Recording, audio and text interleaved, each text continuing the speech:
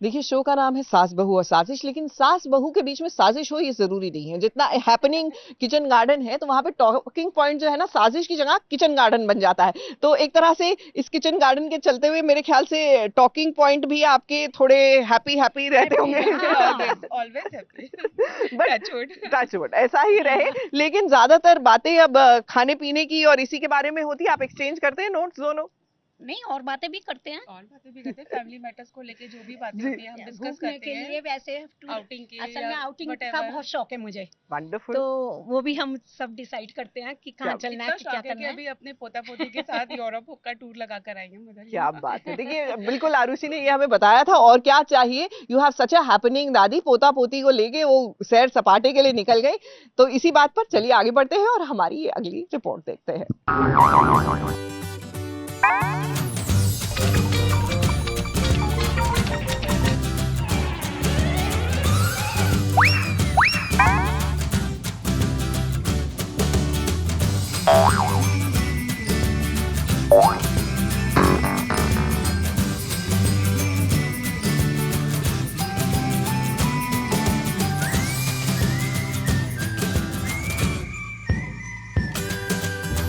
फिर जीतू भैया के सामने बहुत बड़ी मुसीबत आ गई है। घर वाली आज गायब है, तो ऐसे में पेड़ वाली ने सोचा कि मौका भी है, दस्तूर भी है। फिर चलिए अपने प्यारे पति जीतू से बात कर लेती हूँ कि आखिर उसने सोचा क्या है मेरे बारे में।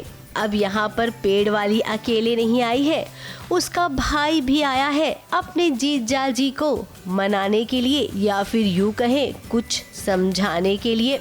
दीदी मेरे कितनी क्लोज टू हार्ट हैं, तो मैं मेरी दीदी को हक दिला रहा हूँ। उनकी मतलब दीदी जो है हमारे मेरे जीजा जी की पहली पत्नी है, तो मैं उनको उनका हक दिलाने की पूरी कोशिश कर रहा हूँ। मेरे जीजा जी जो है मुझसे रूठे हुए हैं, तो मैं उन्हें मना रहा हूँ।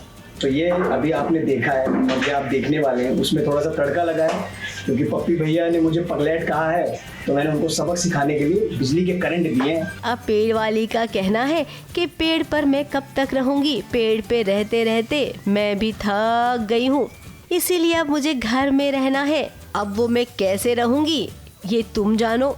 इसी के साथ जीतू के साले साहब है ना, वो भी अपनी जीजा को मनाने की कोशिश कर रहे हैं और बार बार ये कह रहे हैं कि आप बस हमें एक बार घर वालों से मिलवा दीजिए, घर के अंदर ले लीजिए, बाकी हम सब संभाल लेंगे। दीदी और जीजा जी के बीच में तो यही बात हुई कि दीदी ने ये कहा है कि अगर आप चाहें तो सच बता दें, कि उससे क्या होगा कि अगर सच बता देंगे आप तो जो सावी है वो आपको बेवफा भी नहीं मानेगी और इससे आपका काम भी हो जाएगा। तो उसका एक तरीका बताया।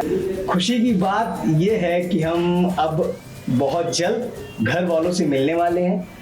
जीजा जी ने हमको प्रॉमिस कर दिया है कि आप घर के बाहर आइए और हम आप दोनों को, मतलब मुझे और मेरी दीदी को मिलवाने वाले पूरे घर से। तो आगे जो भी ट्विस्ट और टर्न आने वाला है वो देखने के लिए आपको जरूर अब इतिहास गवाह है, जिसकी दो दो पत्नियां होती है ना, तो वो हमेशा परेशान रहता है। और यहाँ पर तो जीतू की एक साक्षात पत्नी है, तो दूसरी स्वर्गवास हो चुकी है, लेकिन फिर भी वो जीतू के पास ही रहती है। सावी को फिलहाल अभी कुछ पता नहीं है, लेकिन कब तक छुपेगा। अब तो पेड़ वाली ने घर के अंदर आने के लिए जीतू को मना लिया है, तो इसका मतलब अब शुरू होगा असली वाला खेल। जीतू भैया, आपके लिए हम यही कहेंगे, बेस्ट ऑफ लक। मुंबई से कैमरामैन सुजीत मिश्रा के साथ एबीपी न्यूज रिपोर्ट।